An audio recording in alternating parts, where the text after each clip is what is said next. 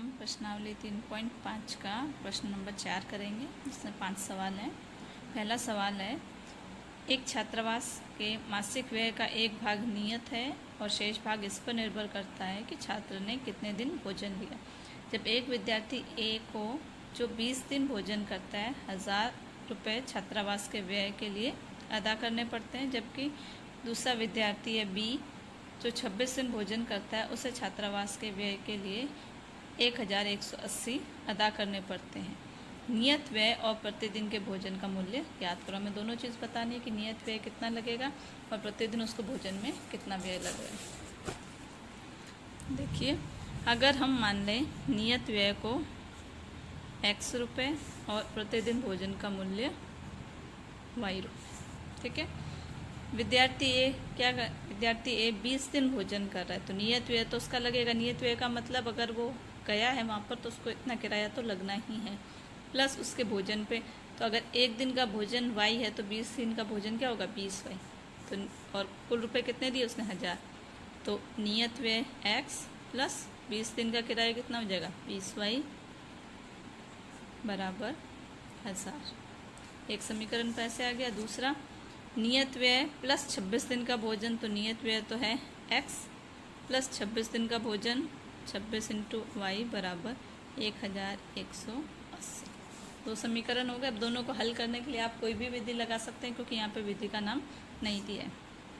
x plus 26y बराबर 1180 पहला समीकरण है। x प्लस 20y बराबर 1000 दूसरा समीकरण। हल करो। कैसे हल करेंगे? हम विलोपन विधि लगा देते हैं, सबसे इजी रहती है। प्लस के निशान को माइनस में बदलो, यहाँ प्लस है ये भी माइनस, यहाँ कुछ नहीं है जहाँ प्लस होता है ये minus. x minus x 0, 26 minus 20 6y, इसमें से माइनस किया 180, y बराबर 180 बटा 6 भाग करो, इसमें ये जाएगा 30 भाग। y का मान आ गया हमारे पास 30। अब हमें x का मान निकालना है, तो किसी भी एक समीकरण में रख सकते हो जिसमें आपको इसी लगे। हम सेकेंड समीकरण में रखेंगे, दूसरे में। x प्लस 20y बराबर 1000। y कितना है 30, 20y का मतलब 20 और y गुणा हो रहे हैं।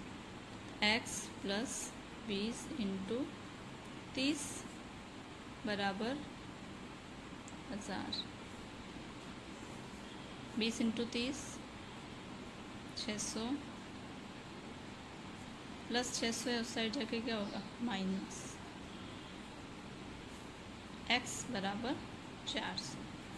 ठीक है, तो हमारा नियत जो किराया लगा वो था x,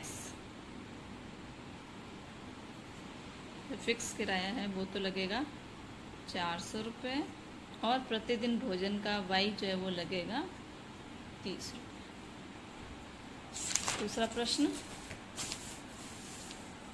एक भिन्न जो 1/3 हो जाती है जब उसके अंश से 1 घटाया जाता है, और ठीक है, और 1/4 हो जाती है जब उसके हर में 8 जोड़ा जाता है। ठीक है, ये क्वेश्चन है। अगर उसके अंश में से 1 घटाएं तो 1/3 हो जाएगी, और हर में 8 जोड़े तो 1/4 हो जाएगी। तो हम मानेंगे भिन्न को x/y।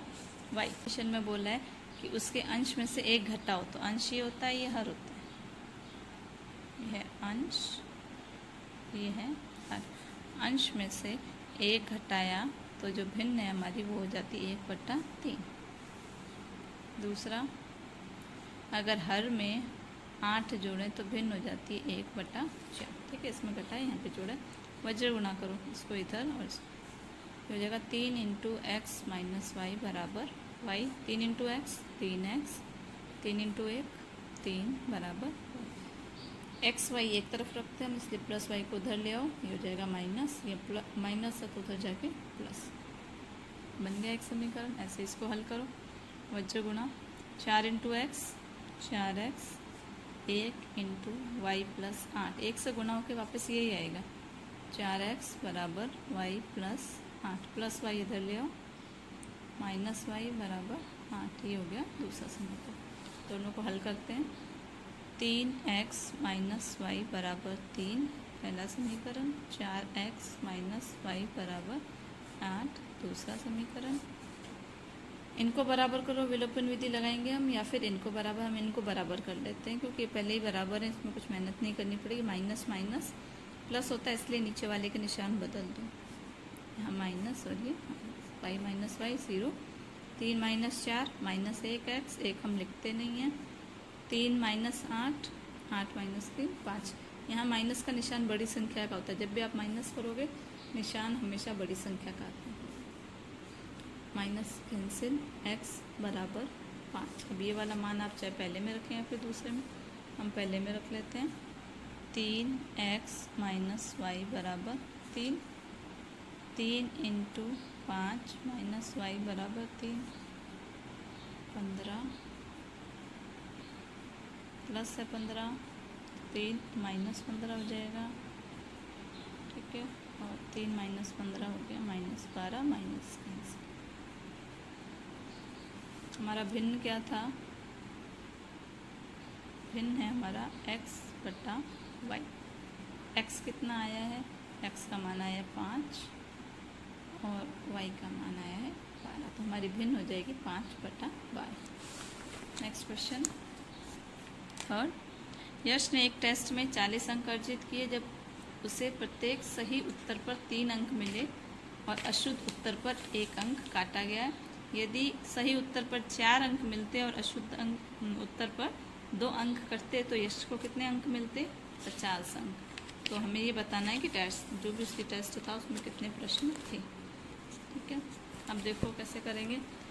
माना यश द्वारा किए गए सही प्रश्नों की संख्या x और गलत प्रश्नों की संख्या y। गलत प्रश्नों वाला माइनस होगा और सही प्रश्नों वाला ये जुड़ेगा और ये घटेगा उसमें से, ठीक है। अब देखो क्या है, 40 अंक अर्जित किए जब सही उत्तर पर कितने मिले? 3 अंक और अशुद्ध पर कितने मिला? 1। तो सही पर 3 मिलेंगे तो x 1 का x है, प्रश्नों की संख्या अगर x है, 1 पर 3 मिल रहे हैं तो x पर कितने होंगे? 3x। और y प्रश्न है, हर प्रश्न पे 1-1 नंबर कट रहा है तो माइनस y, और टोटल अंक उसको मिले हैं 40। ये हो गया पहला, ठीक है।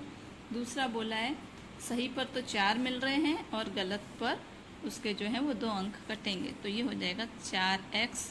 तो सही जो अंक मिले उसको वो, और 2 अंक कट रहे हैं तो माइनस 2y, और बराबर कुल अंक कितने हो गए उसके पास? 50।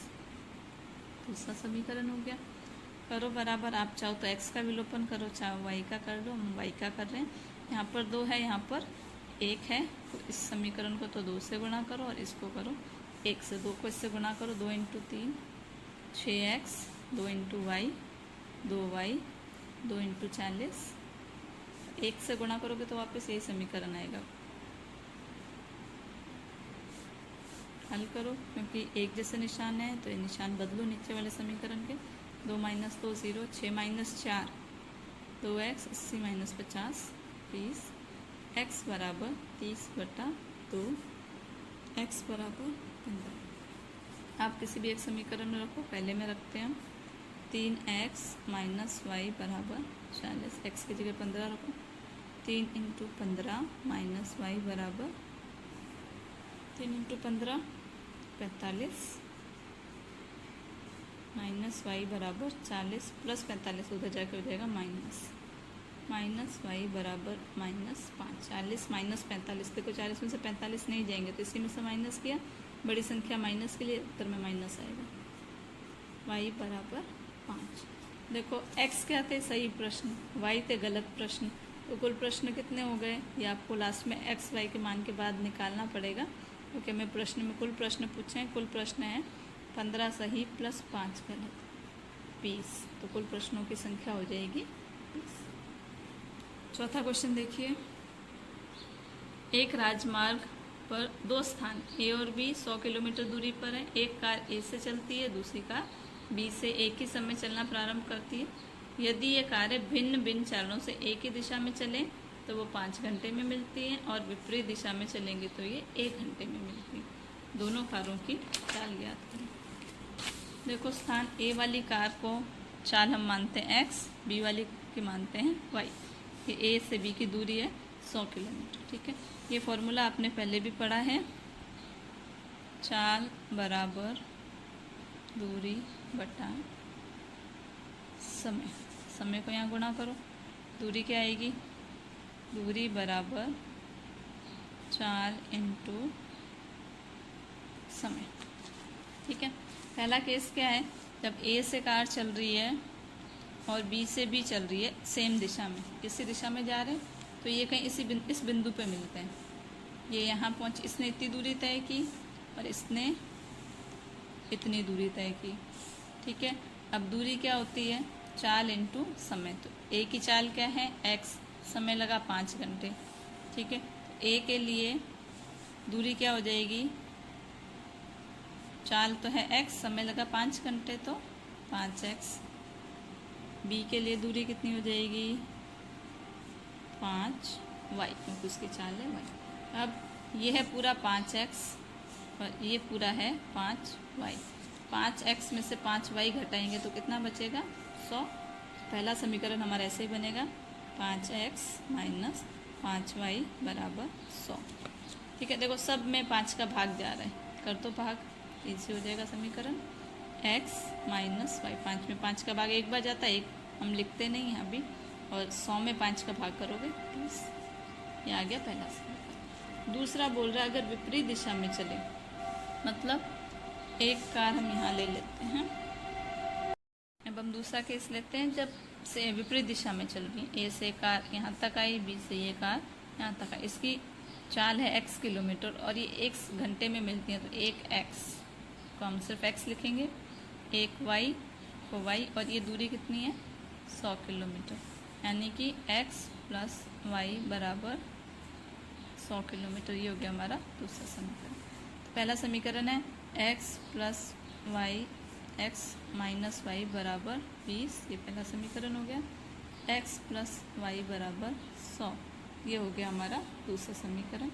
दोनों को हम हल करेंगे, ये कैंसिल हो गया सीधा ही, x plus x 2x, 100 plus 20 120, 120 गुना इधर आके भाग होगा और ये जाएगा भाग 60 में। किसी भी एक समीकरण में रख लो, पहले में रख के देख लेते हैं, x माइनस वाई बराबर 20, x की जगह रखो 60 प्लस 60, उधर जाके माइनस माइनस वाई, 60 में से 20 गए 40, बड़ी संख्या माइनस की इसलिए भी माइनस आएगा, कैंसिल, y बराबर 40। ठीक है, तो हमारा आंसर आ गया। कार जो ए से शुरू हो रही थी उसकी चाल जो है वो है x 60 किलोमीटर प्रति घंटा, और जो बी से शुरू हो रही थी कार उसकी चाल है 40 किलोमीटर प्रति घंटा। Next question number 5। एक आयत का क्षेत्रफल 9 वर्ग इकाई कम हो जाता है यदि उसकी लंबाई 5 इकाई कम कर दी जाती है और चौड़ाई 3 इकाई बढ़ा दें। यदि हम लंबाई को 3 इकाई और चौड़ाई को 2 इकाई बढ़ा दें तो क्षेत्रफल 67 वो जो है इकाई बढ़ जाता है। तो आयत की विमाएँ मतलब आयत की लंबाई और चौड़ाई ज्ञात है। ठीक है, तो हमने माना आयत की लंबाई x, आयत की चौड़ाई y। अगर लंबाई x है, चौड़ाई y है, तो क्षेत्रफल क्या होगा, लंबाई इंटू चौड़ाई, x इंटू वाई। अब देखो पहली कंडीशन क्या है, अगर उसकी लंबाई को हम 5 इकाई कम कर दें और चौड़ाई को हम 3 इकाई बढ़ा दें, तो जो भी क्षेत्रफल है उससे 9 वर्ग इकाई कम हो जाता। तो पहले क्षेत्रफल कितना था, एक्स वाई, इससे कितना कम हो गया, 9। दूसरा ये लंबाई, ये चौड़ाई। दूसरा बोला अगर लंबाई में 3 इकाई और चौड़ाई में 2 इकाई बढ़ा दें, यहाँ 3 बढ़ा दें और यहाँ पर 2 बढ़ा दें, तो क्षेत्रफल जो पहले था उससे इतना अधिक हो जाता है। तो ये 2 समीकरण हमारे यहाँ से बनेंगे, लंबाई इंटू चौड़ाई बराबर ये, लंबाई इंटू चौड़ाई बराबर ये। पहला समीकरण देखो, लंबाई x minus 5 into y plus 3 बराबर एक्स वाई माइनस। ब्रैकेट हल करना है, पहले इसको इन दोनों से गुणा करेंगे, फिर इसको इन दोनों से, x इंटू वाई प्लस 3 और फिर माइनस 5 को y प्लस 3 बराबर एक्स वाई माइनस 9।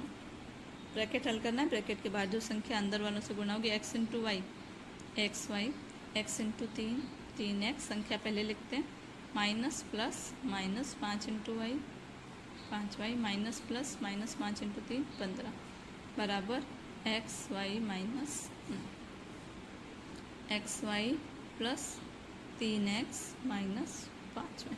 इस एक्स वाई को हम यहाँ ले आते हैं, ये प्लस है तो यहाँ के माइनस हो जाएगा, ये माइनस तो वहाँ जाके प्लस हो जाएगा। X y minus x y cancel, 3x minus 5y 15 minus 9 6, ये हो गया हमारा पहला सवाल। ऐसे अब दूसरा यहाँ से लेंगे, x प्लस 3 y प्लस 2 बराबर एक्स वाई प्लस 67। एक्स से गुणा करो, y plus 2 3 into y plus 2 x y plus 67। X into y x y, x into 2 2x, 3 into y 3y, 3 into 2 6, ये प्लस है इसको हम यहाँ ले आते हैं, माइनस का एक्स वाई बराबर 66।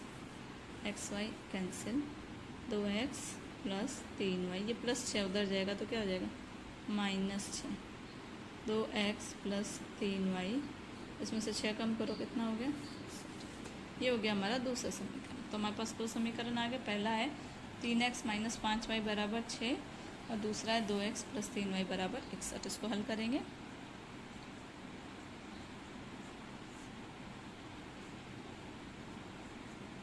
विलोपन विधि से करेंगे। ये पहला है, ये दूसरा, इन दोनों को बराबर करो, इसके गुणांक से इसको गुणा करो, इसके गुणांक से इसको 3 से गुणा करो और इसको 5 से। 3 इंटू 3 कितना हो जाएगा 9x, 3 इंटू 5 सभी को करना, ये ध्यान रखना है, इसको और इसको। 3 into 6 18, 5 into 2 10, 5 into 3 15, 5 into 61।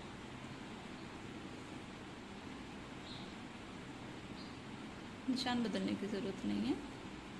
15 minus 15 cancel, 10 plus 9 कितना हो जाएगा 9x। अब 305 प्लस 18, यहाँ माइनस नहीं करना, ध्यान रखना, जोड़ना है हमें उसको। माइनस तब करते हैं जब निशान अलग अलग होते हैं। 323, 9x बराबर 323,